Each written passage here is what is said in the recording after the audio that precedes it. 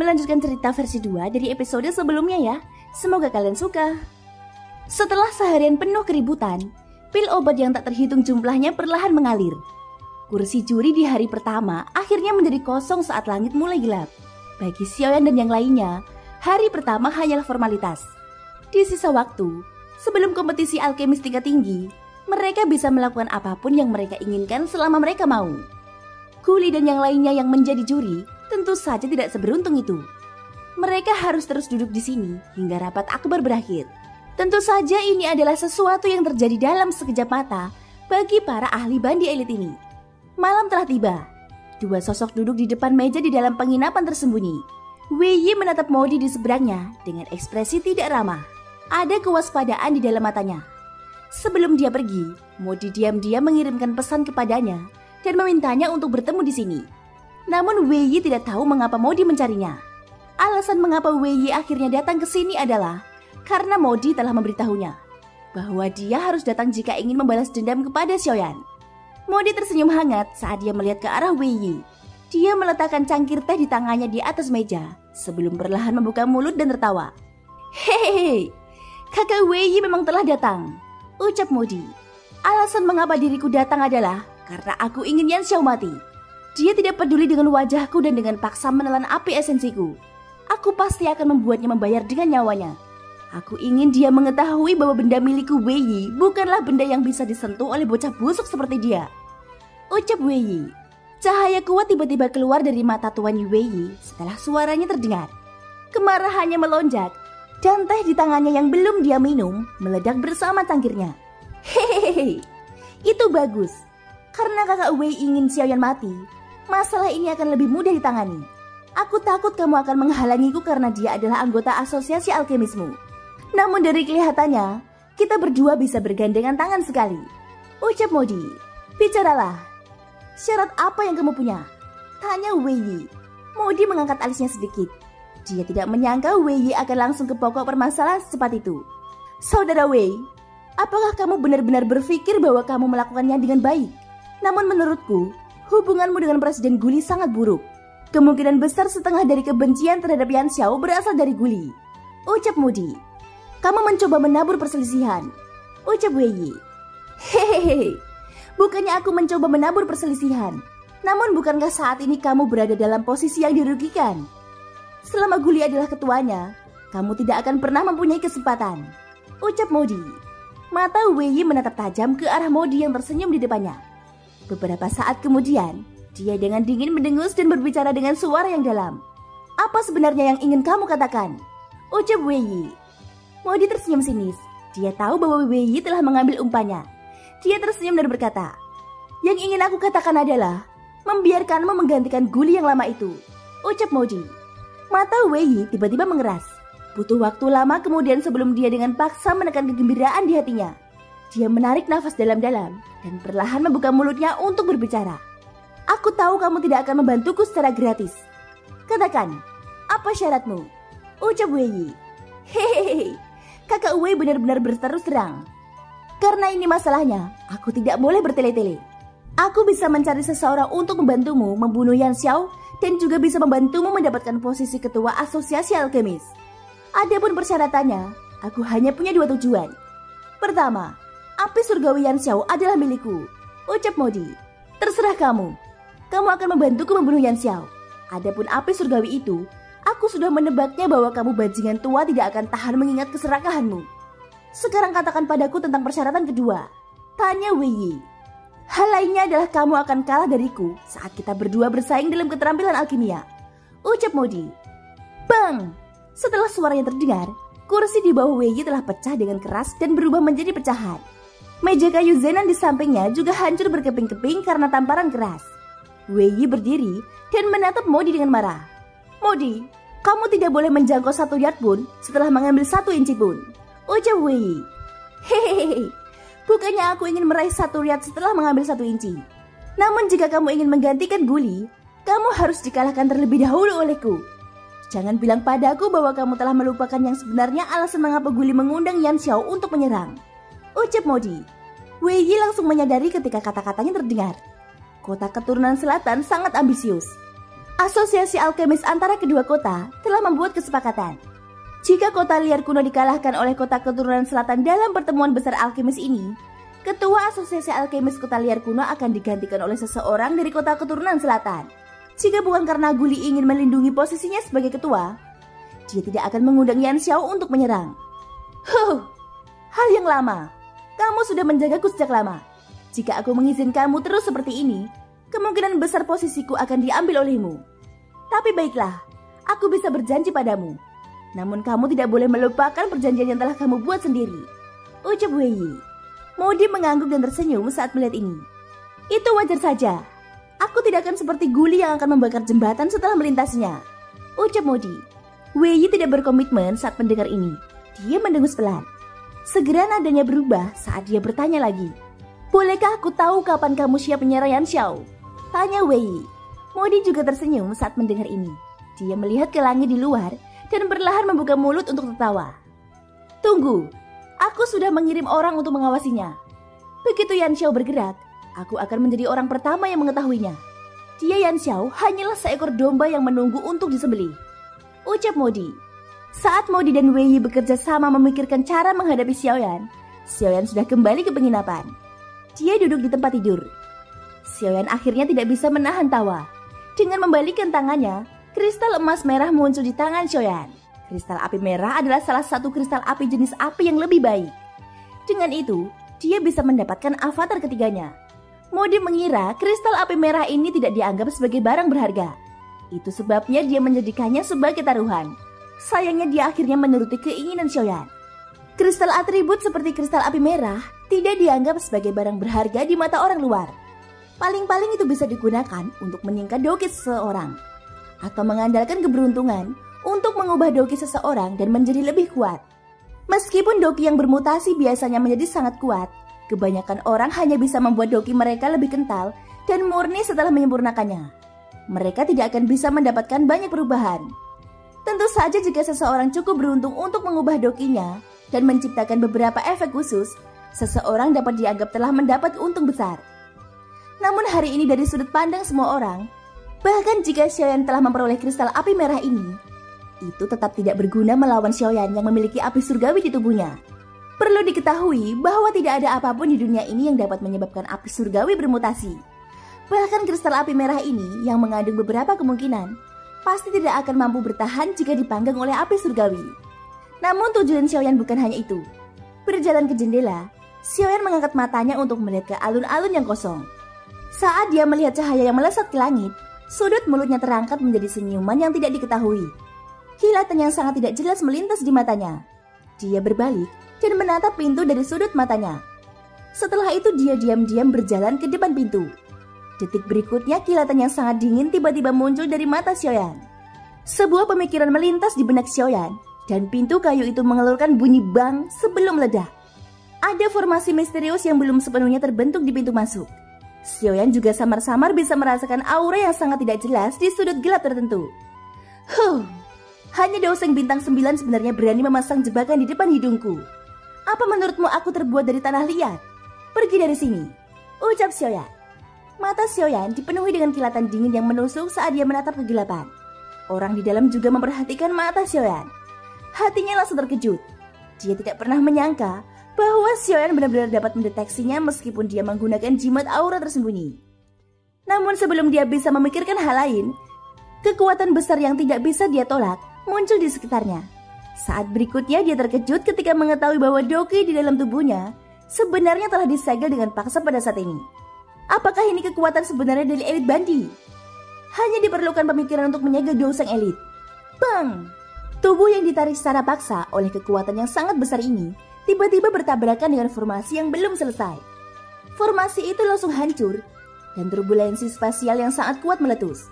Sosok manusia berbalut pakaian hitam pun ikut terkena turbulensi tersebut, hingga ia mengeluarkan seteguk besar darah segar. Jelas sekali dia terluka parah. Xiaoyan dengan dingin menatap pria itu. Dia berkata, "Apakah Modi mengirimmu?" Dari tampilan formasi ini, seharusnya formasi teleportasi berskala kecil. Dari kelihatannya, orang itu takut dia tidak bisa berurusan denganku di kota liar kuno, ucap Xiaoyan. Pria itu yang menopang tubuhnya dengan susah payah dan berusaha untuk berdiri, jelas sedikit terkejut dengan kata-kata Xiaoyan ini. Setelah melihat gumpalan api di mata Xiaoyan, hati pria itu bergetar. Dia buru-buru membuka mulut untuk berbicara. Apa yang kamu rencanakan? Izinkan aku memberitahumu. Bahkan jika kamu lebih kuat dariku, kamu tidak boleh membunuh, ucap pria itu. Namun sebelum suaranya selesai, cahaya api cemerlang keluar dari mata Xiaoyan. Detik berikutnya tubuh pria itu langsung berubah menjadi ketiadaan. Bahkan abunya pun tak tertinggal. Berisik, ucap Xiaoyan. Setelah suaranya terdengar, tubuh Xiaoyan bergerak dan langsung meninggalkan penginapan. Kakinya menginjak udara kosong saat dia terbang keluar dari kota liar kuno. Setelah tubuh Xiaoyan menghilang di malam yang luas, sesosok manusia tiba-tiba muncul dari tempat lain di luar penginapan. Dia melayang di udara dan melihat ke arah yang ditinggalkan Xiaoyan. Kemudian dia melihat ke penginapan dan menyipitkan matanya. Setelah itu tubuhnya bergerak dan dia segera pergi. Sesaat kemudian, pria itu sudah sampai di depan Modi. Dia berlutut dan memberitahu Modi secara inci apa yang telah dia lihat dan tebak di dalam hatinya. Apa katamu? Wu Mohui sudah mati, ucap terkejut Modi. Dengan suara keras, tubuh Modi menjadi lemas dan dia duduk di kursi di belakangnya. Kulit di sudut matanya bergerak-gerak terus-menerus. Hatinya mulai panik. Di sampingnya Wei Yi langsung terpana ketika mendengar nama ini. Orang yang bisa dianggap bergema di kota liar kuno ini. Segera dia menatap Modi dengan wajah terkejut dan berteriak kaget. Dasar hantu tua, kamu sebenarnya menyeret Wu Mohui untuk memantau Yan Xiao. Jangan bilang padaku bahwa kamu tidak menyadari kekuatan Yan Xiao. Apakah kamu benar-benar ingin menyinggung perasaan orang itu? Ucap Wei Yi.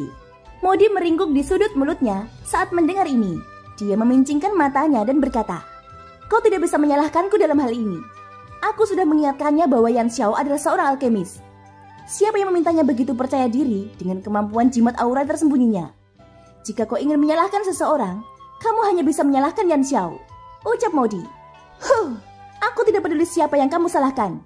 Jika orang itu datang mencarimu, jangan seret aku ke dalamnya. Aku sama sekali tidak menyadari hal ini, ucap Wei Yi. Mata Modi menjadi semakin gelap dan dingin ketika dia mendengar kata-kata Wei Yi yang penuh dengan keteruraian. Namun akhirnya berubah menjadi dengusan dingin dan tertawa. Apakah kamu pikir kamu bisa menghindarinya? Kamu harus jelas tentang satu hal. Perahuku bisa dinaiki, tapi tidak bisa ditinggalkan begitu saja. Jika kamu bersikeras memutuskan hubungan dengan lelaki tua ini, maka jangan datang mencariku ketika kamu sudah berada di ujung tanduk, ucap Modi. Kau, Wei Yi ingin membalas, namun dia akhirnya mendengus dingin. Dia mengerutkan bibir dan menoleh tanpa berkata apa-apa. Modi sekali lagi mengalihkan pandangannya ke arah pria yang setengah berlutut di tanah di depannya. Ekspresi kejam tiba-tiba muncul di matanya saat dia perlahan membuka mulutnya untuk berkata, pergi dan undang Wang Qi dan Fang Sun untuk memberitahu mereka tentang keberadaan Yan Xiao. Mereka secara alami akan berurusan dengan Yan Xiao, ucap Modi. Pria itu buru-buru menganggukkan kepalanya ketika dia mendengar ini. Tubuhnya melintas dan menghilang dari tempatnya. Wei Yi pun menampakkan senyuman di wajahnya saat mendengar dua nama familiar itu. Dia menatap Modi dan berkata sambil tersenyum, aku benar-benar tidak menyangka kamu akan mengundang mereka berdua kemari. Dengan cara ini, menjatuhkan Yan Xiao adalah sesuatu yang tidak bisa dihindari, ucap Wei Yi. Wang Qi dan Fang Sun, keduanya adalah bandi elit bintang 7. Keduanya juga berasal dari faksi yang sama. Metode Qi dan keterampilan Do yang mereka latih saling melengkapi. Jika keduanya menyerang bersama-sama, Yan Xiao pasti akan kesulitan lolos dari kematian, ucap Modi. Modi dan Wei Yi sekali lagi saling berhadapan dan tersenyum setelah kata-kata mereka terdengar. Segera setelah itu gelombang tawa keras terdengar. Di sisi lain, dua lelaki tua berjubah bersulam juga mengejar ke arah yang ditinggalkan Xiaoyan. Xiaoyan duduk bersila di puncak gunung. Aura di sekujur tubuhnya telah mencapai kondisi puncaknya. Dengan membalikkan tangannya, kristal api merah muncul di telapak tangan Xiaoyan. Sebuah pemikiran melintas di benaknya dan kekuatan spiritual muncul dari antara alisnya seperti gelombang pasang. Itu dengan cepat diaglomerasi menjadi avatar di depan Xiaoyan. Xiaoyan menghela nafas dalam hatinya saat dia melihat avatar di depannya. Dengan lambaian lengan bajunya, kristal api merah di tangannya melesat ke tubuh avatar. Api surgawi di dalam tubuhnya mengikuti aliran dan berkumpul keluar dari pori-pori tubuh Xiaoyan. Itu berubah menjadi naga api berwarna-warni yang membumbung di langit. Setelah mengukir kristal api 2 kali, Xiaoyan sudah memiliki metode baru untuk metode pengukirannya. Dia menggunakan kekuatan spiritualnya dan kekuatan api surgawi untuk menggabungkan keduanya. Pengukirannya pasti akan 2 kali lebih efektif dengan setengah usaha. Oleh karena itu, Xiaoyan tidak memiliki sedikit pun kekhawatiran di hatinya mengenai proses pengukiran ketiga. Sebuah pemikiran melintas di benaknya dan kekuatan spiritual yang sangat menakutkan juga dengan cepat diaglomerasi. Dalam sekejap ia berubah menjadi naga besar transparan yang menggantung tidak jauh dari naga api di langit. Pada saat berikutnya naga api dan naga transparan melingkari satu sama lain dan dengan cepat bergabung menjadi satu. Setelah naga besar itu terbentuk, pikiran Xiaoyan sekali lagi terlintas. Naga besar itu juga mengeluarkan raungan panjang ke arah langit. Segera dia bergerak dengan keras dan dengan ganas menyerang avatarnya. Suara tabrakan yang kuat terdengar dari tempat naga dan manusia bentrok. Tubuh naga yang dibentuk oleh kekuatan spiritual dan api menebas avatar tersebut. Ruang di sekitarnya langsung runtuh kemanapun ia melewatinya. Pada titik tumbukan, sejumlah besar magma menetes dari langit seperti sisik naga yang telah terkikis dengan paksa. Menyebabkan hutan dalam radius 100 mil di bawahnya berubah menjadi neraka lava dalam sekejap. Dalam beberapa tarikan nafas setelah bertabrakan dengan naga api, avatar itu dengan paksa dikirim terbang oleh kekuatan yang sangat kuat. Meskipun avatar ini berisi semua kelebihan Xiaoyan, avatar yang hanya memiliki kekuatan Douzong mengalami kesulitan menahan tabrakan menakutkan dari naga api. Avatar itu dikirim terbang oleh naga api dan menabrak neraka lava di bawah. Setelah avatar mengalami pukulan berat, Xiaoyan sebagai tubuh sebenarnya secara alami terlibat. Begitu avatar itu dikirim terbang, tubuh Xiaoyan yang duduk tanpa sadar gemetar. Meskipun demikian, Xiaoyan masih menstabilkan pikirannya. Sebuah pemikiran melintas di benaknya dan dia sekali lagi memanggil avatar itu kembali. Tubuh naga api yang sangat besar itu berputar di udara ketika mulutnya mengeluarkan banyak raungan dalam. Setelah avatar Xiaoyan menstabilkan tubuhnya, naga api sekali lagi dengan kejam menghantamnya. Avatar itu sekali lagi dengan kejam dijatuhkan ke dalam neraka lava. Hal ini berulang selama 10 jam. Naga besar di depan Xiaoyan akhirnya berpencar ketika sinar pertama cahaya pagi melesat dari cakrawala. Lapisan awan tebal perlahan berkumpul di langit. Kesengsaraan petir. Saat paling kritis dalam pembentukan avatar akhirnya tiba. Xiaoyan memandangi awan petir di langit. Suatu kebanggaan tanpa sadar muncul dalam hatinya. Sudut mulutnya terangkat menjadi senyuman ketika dia melihat avatar yang semakin nyata. Pada saat ini kekuatan avatarnya sudah mencapai puncak bintang 8 kelas Douzeng. Itu hanya selangkah lagi dari bintang 9 kelas Douzeng. Yang dibutuhkan hanyalah peluang untuk melakukan terobosan dengan sukses. Kesengsaraan petir ini adalah kesempatan terbaik. Hahaha. Ayo, biarkan aku melihat betapa dahsyatnya kesengsaraan petir ini, ucap avatar Xiaoyan. Saat ini, Xiaoyan telah menaruh seluruh perhatiannya pada avatar di depannya. Dia mengendalikan avatarnya. Tubuhnya bergetar dan langsung terbang ke langit. Itu dibebankan ke arah awan petir. Awan petir di langit sepertinya merasakan provokasi avatar Xiaoyan. Setelah suara guntur bergemuruh, petir selebar 100 kaki tiba-tiba keluar dari awan petir. Itu seperti naga petir yang turun ke dunia ketika dengan kejam meretas avatar.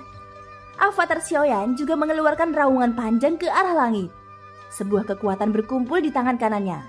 Saat naga petir mendekat, ia melontarkan pukulan dan dengan keras menghantam kepala naga petir.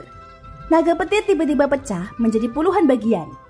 Segera setelah itu ia menghilang dari dunia ini.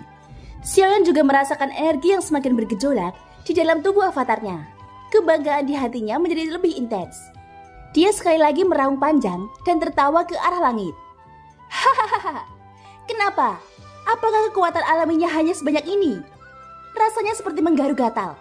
Hahaha, ayo lagi, ucap avatar Xiaoyan. Provokasi ini tampaknya telah benar-benar membangkitkan kemarahan badai petir. Sesaat kemudian, awan petir bergejolak dan dalam sekejap ratusan petir menyambar pada saat yang bersamaan. Mereka dengan kejam menabrak avatar Xiaoyan.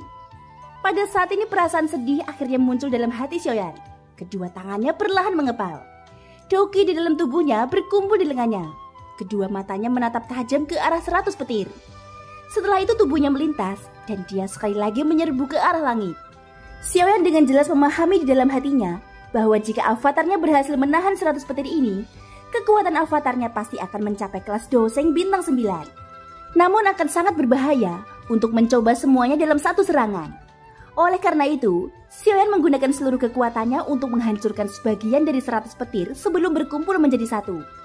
Kalau tidak, bahkan tubuh aslinya akan kesulitan memblokir serangan jika serangan itu benar-benar terjadi. Xiaoyan menjerit keras. Dia mengendalikan avatarnya dan melayangkan pukulan ke depan. Itu dengan kejam menyambar petir di depannya. Bang! Sebuah ledakan terdengar dan petirnya pecah. Sesaat kemudian terdengar suara gemuruh lagi. Sayangnya meski Xiaoyan memang telah menggunakan seluruh kekuatannya, avatar ini masih terlalu lemah. Itu hanyalah Doseng bintang 8. Masih terlalu sulit untuk menahan ratusan petir ini. Xiaoyan melayangkan pukulan lagi setelah menggunakan seluruh kekuatannya. Ini juga merupakan pukulan terakhirnya. Itu dilemparkan ke arah petir dengan sekuat tenaga. Bang! Petir itu pecah. Avatar Xiaoyan juga menghantam tanah tanpa terkendali. Namun pada saat ini lebih dari setengah dari 100 petir di langit berkumpul dan berubah menjadi naga petir yang lebih menakutkan. Setelah mengeluarkan raungan marah, naga petir itu melintas dan tiba di depan tubuh Xiaoyan yang jatuh. Ia melebarkan mulutnya yang besar dan petir menakutkan menghantam tubuh Xiaoyan dengan kejam. Pada saat yang sama, aura agung tiba-tiba muncul dari dalam tubuhnya. Meskipun avatar telah membuat terobosan pada saat kritis dan kekuatannya telah memasuki kelas Doseng bintang 9, naga petir di depannya ini jelas bukan sesuatu yang dapat dengan mudah ditangani. Pada saat ini, Xiaoyan akhirnya merasakan tekanan menyerang hatinya. Tubuh besar naga petir itu perlahan berputar dengan raungan yang sangat keras. Setelah itu ia tiba-tiba menggigit Xiaoyan seperti pegas terkompresi. Xiaoyan tidak berani gegabah. Tubuhnya dengan cepat mundur dan doki di dalam tubuhnya dengan cepat berkumpul di tangannya. Dalam sekejap ia diaglomerasi menjadi penguasa besar. Tangannya tidak berhenti bergerak. Saat penguasa besar itu memasuki tangannya, Xiaoyan mulai mengayunkannya. Itu menciptakan penghalang pelindung di sekujur tubuhnya. Ini adalah teknik penguasa hebat kedua Xiaoyan, yaitu skill do penguasa mengalir 6 tubuh sendi. Naga petir menelan Xiaoyan saat dia melepaskan penguasa aliran 6 tubuh sendi. Gigitan panasnya menyebabkan Xiaoyan semakin kesulitan menggunakan penguasa aliran tubuh 6 sendi. Setelah bertahan sejenak, penguasa besar di tangannya yang terbentuk dari doki akhirnya meledak menjadi titik cahaya doki kecil yang tak terhitung jumlahnya. Gigi tajam naga petir juga dengan keras menggigit avatar Xiaoyan. Saat Xiaoyan bersiap menanggung cedera spiritual yang serius, suara Qi terdengar samar-samar. Naga petir yang menggigitnya dengan keras juga menghilang sepenuhnya saat dia mengangkat matanya. Itu benar-benar hilang sepenuhnya. Naga petir berukuran 1000 kaki tiba-tiba menghilang dari dunia ini. Semua auranya telah hilang. Seolah semua yang dialami Xiaoyan sebelumnya hanyalah mimpi belaka. Tampaknya sangat ilusi. Ini apa yang terjadi? Wajah Xiaoyan juga aneh saat dia melihat ruang kosong di atas kepalanya. Beberapa saat yang lalu masih ada naga petir dengan kekuatan menakutkan di sana. Paling tidak bisa dianggap menakutkan di depan avatar ini. Sementara Xiaoyan sedikit bingung, suara angin kencang muncul. Xiaoyan merasakan kehangatan dalam pelukannya. Dia menundukkan kepalanya untuk melihat dan sudut mulutnya menunjukkan senyuman hangat. Pada saat ini orang dalam pelukan Xiaoyan adalah si emas kecil. Di dunia ini kemungkinan besar hanya emas kecil yang bisa menyelesaikan petir surgawi dalam sekejap.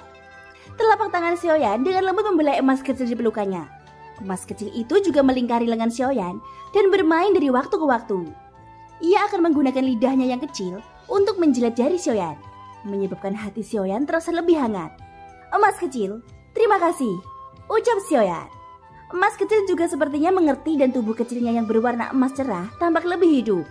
Xiaoyan tersenyum dan membiarkan emas kecil menempel di lengannya.